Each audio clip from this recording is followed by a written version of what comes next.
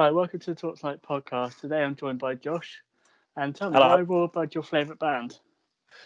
Royal Blood are my favourite band because before I picked up an instrument, before I really know what music was and what style I was going to let define my life, my mate at school, Andre, this is going back 6 years now, just before they released their self-titled, said to me, "Oh, have you heard this? Have you heard this tune? Come on over." I was like, "Yeah, cool, check that out." And immediately I was just like, "What was that?" I had to listen to more. So, I went and checked out everything. They hadn't brought their whole album out yet, but there was the sort of the originals like Little Monster, Figure It Out. Yeah. Like I said, Come On Over. And they hooked me from there, man. I went on a ride with it. And that was for a good 2 years, the main go-to album I'd listened to once it eventually came out. And everything was Royal Blood. Everything was. Yeah, it was like yeah, you touched on that they inspired you to pick up bass, and that is it's just testament to how like they are as musicians, like they are incredible.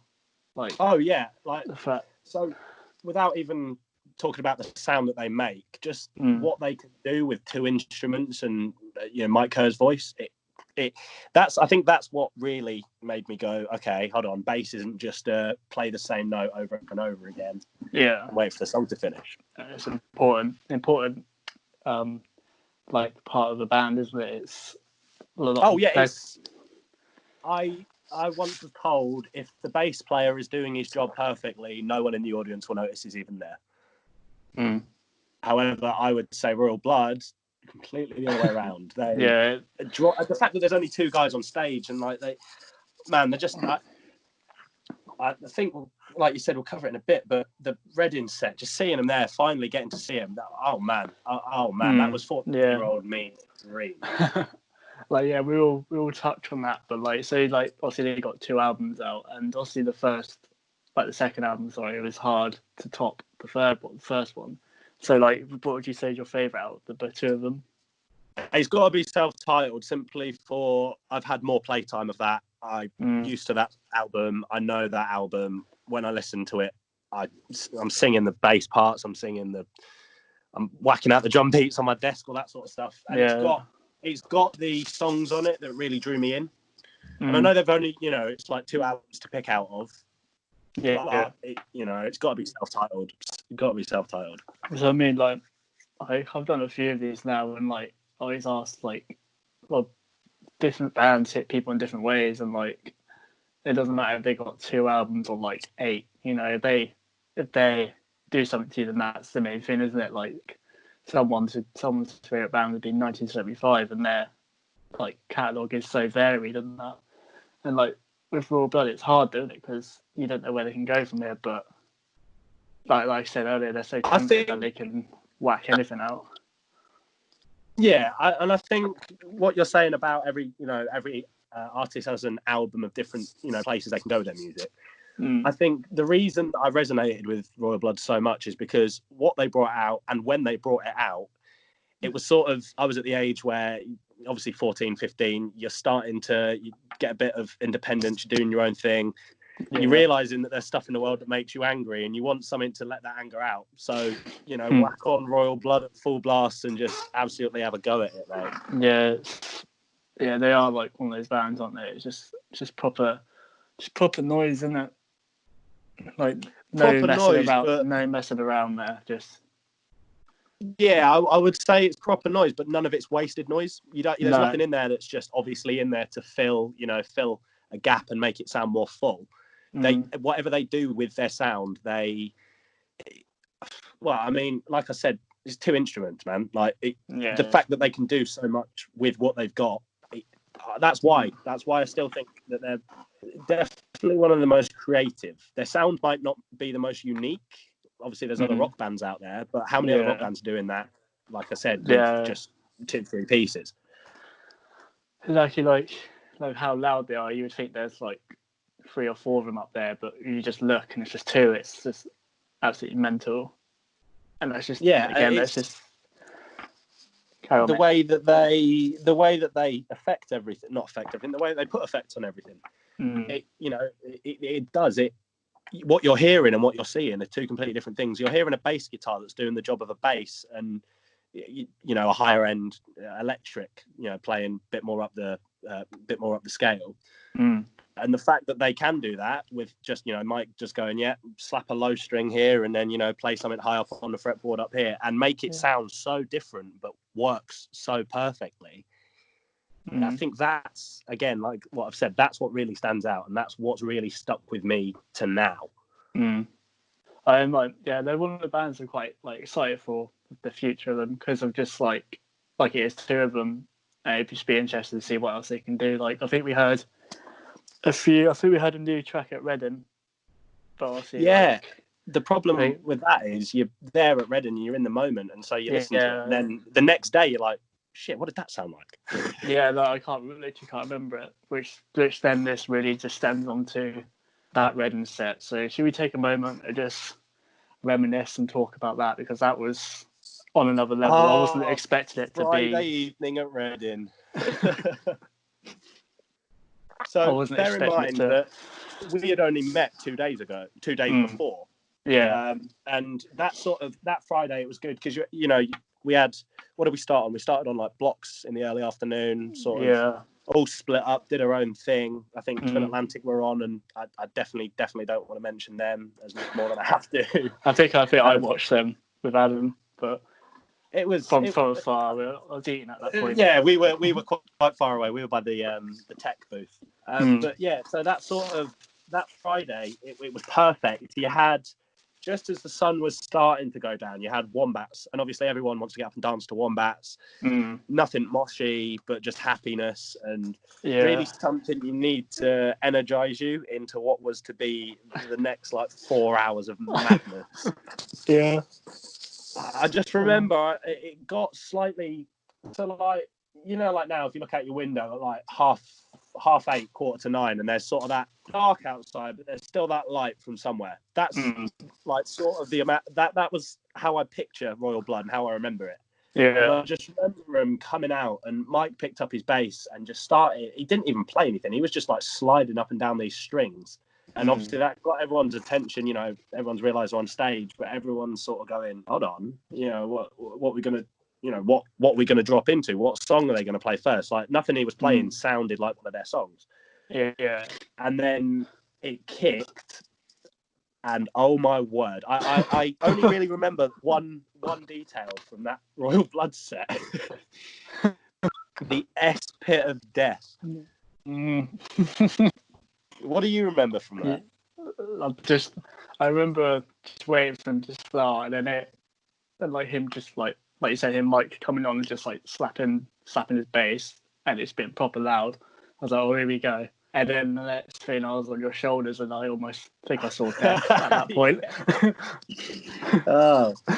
And then I remember the S Pit, and I just remember Adam running up and down it with doing the football celebrations, and it was the funniest thing.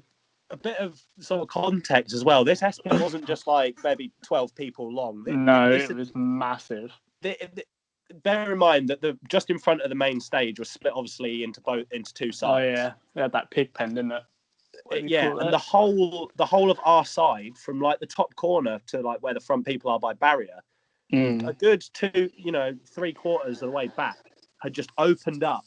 And it was the most apocalyptic thing I've ever been part of, and not died from. One thing I remember from that quite specifically was just before everyone ran in, I was in the middle of it, and I see you on the outside of this pit, and I looked at you, and you just shook your head, and I was like, "Oh, I know I'm gonna die, mate. I know this is how I end." And then it went, and the thing that the best bit about that is they weren't necessarily, and I know this sounds a bit contradictory saying that they're like one of my favourite bands. They weren't necessarily the highlight of Reading because there was so much else going on. My first festival, so much to take in, but it was definitely my favourite single memory was seeing your face on the side of that S Pit before I died. It was pretty mental. And I just keep getting like this, I keep getting war flashbacks to it. Oh mate, yeah, PTSD, of course.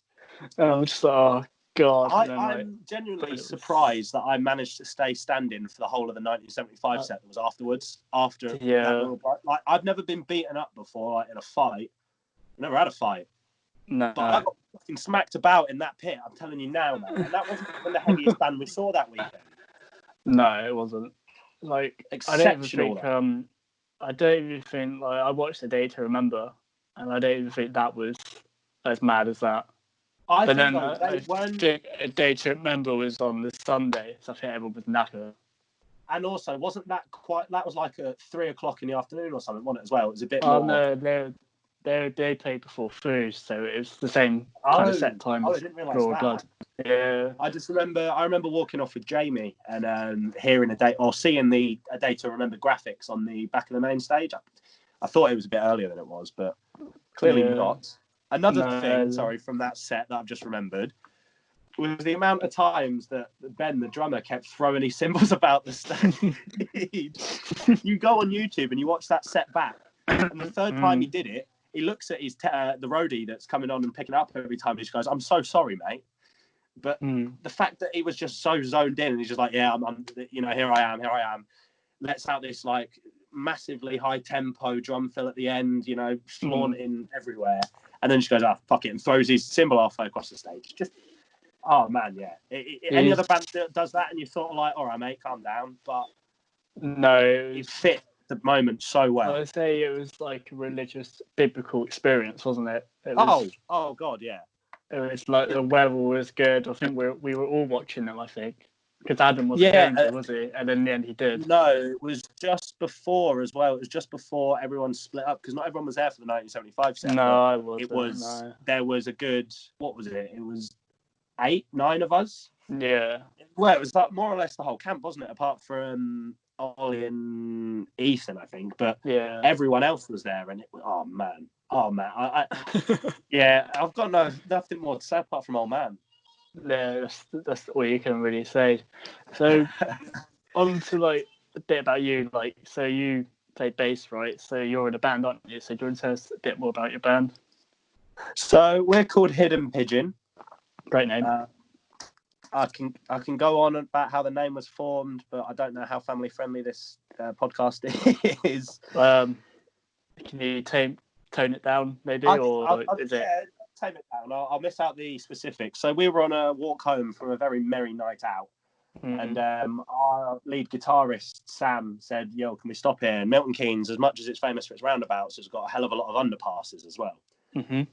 So he's like, "Can we stop in here so I can roll this cig?" So I was like, "Yeah, cool, man." So it was quite windy. The wind, it was weird. As soon as we got underneath, the wind dropped and it was absolute silence. You know, like how at the minute everyone's on lockdown and you go out after a certain time and there's just no noise in the air. Yeah. It was like that.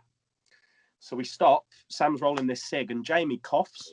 And at the top of these underpasses, that obviously where the walls meet the roof, there's sort of, it can't be any more than half a foot's worth of gap. And he coughs, and about 1,000 pigeons fly out of the top of this wall. And I turned to him and I went, "They're the hidden pigeons." And then Sam turned around to me and went, "No, we're now the hidden pigeons." So that's how the name got going. That's a good name, to be fair. I like it. Not at the minute. I mean, I'll get to that, but we've just had a bit of good news. But we started off just sort of doing covers. We've played my pub a couple of times that I work at. You know, it's a small venue, but it's nice to have everyone in, very intimate, like when you're playing or whatever. Yeah. But I met these guys through school, so they were all the year below me at school. And Jamie joined my A-level course in my second year. Okay.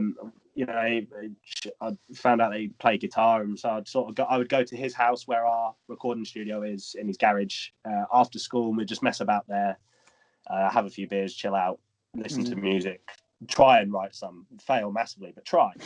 Yeah. And then they had a band, not Sam, but the drummer Henry and Jamie. They both had they were 2 out of 3 of a band called the Henry Wakely Experience. Okay. So they brought me along and were like, "Yeah, can you play bass? Because our bassist wants to be the lead guitarist." I was like, "Yeah, man, that's fine." Things did, not in a bad way, but things just ended up not working out with them. Finn, who went on afterwards, he just, you know, he was he very like focused on his education, music wise, and everything like that. And he's in London now, presenting for radio shows and stuff. So he's doing wonders for himself. Yeah. Anyway, and then Sam, who was I hadn't met him through school because he went to the Milton Keynes College same year that Jamie started my course. So I met him through Jamie. I knew of Henry because he had done the drumming in the band for the shows I used to do, etc.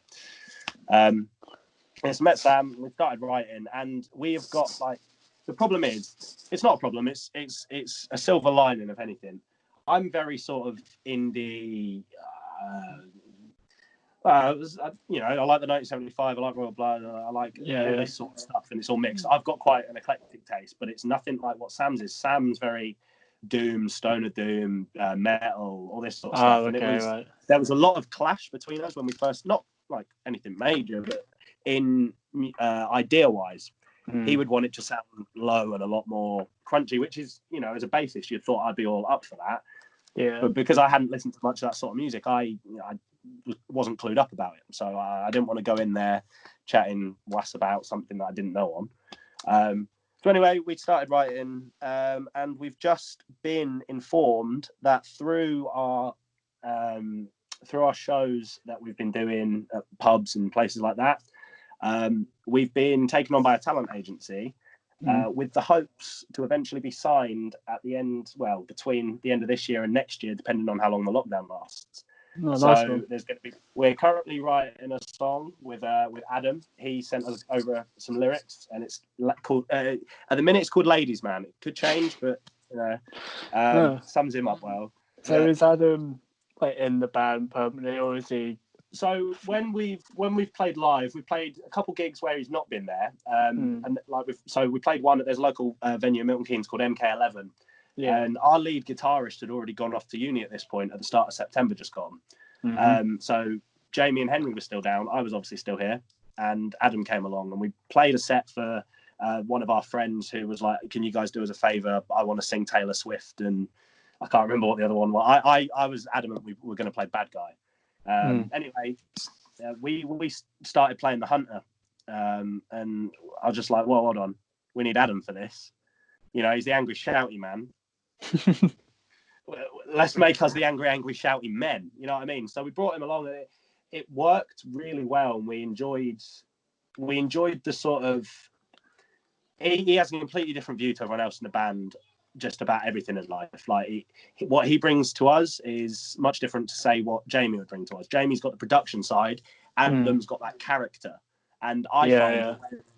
So me and Adam have done a go on Fit But You Know It. We did that together, and the amount we bounced off of each other, it was great. And so from there on, I was like, look, if we're going to be writing this punk stuff, ska sort of thing, let's bring Adam in. Let's get him in as not a hype man per se, but someone, he's always got a mic in his hands, and if there's a bit of a song that he's filling in or needs a bit of like encouragement, so to speak. Yeah.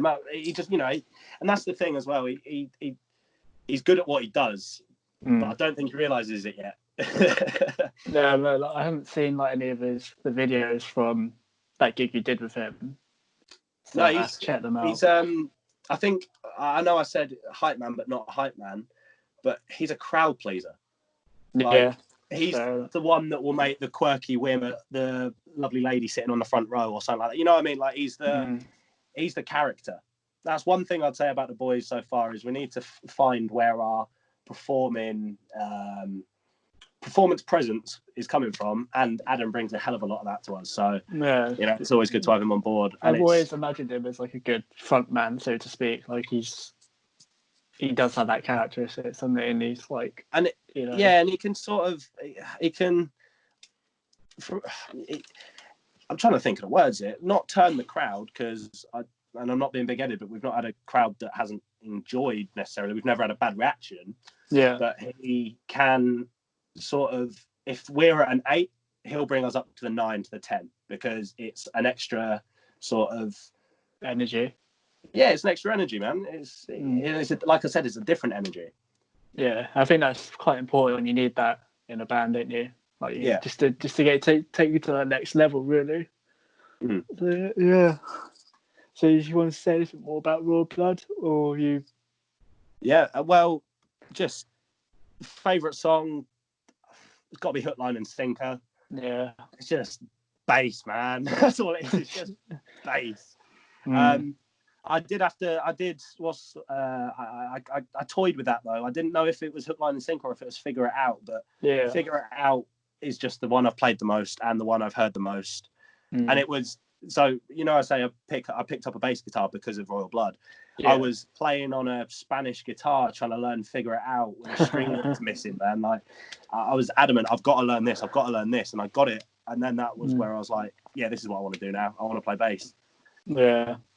Yeah. No, well, it's annoying that I live like so far away, so I'd come to a gig, one of your gigs. Well, hopefully soon enough we might be moving around the south of England and stuff. Let's see what happens. No promises. Yeah, no, but that's good.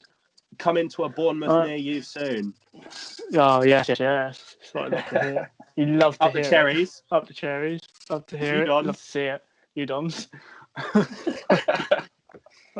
Yeah, this is so yeah, you can find Josh's band Hidden Pigeon on all social media. Am I right?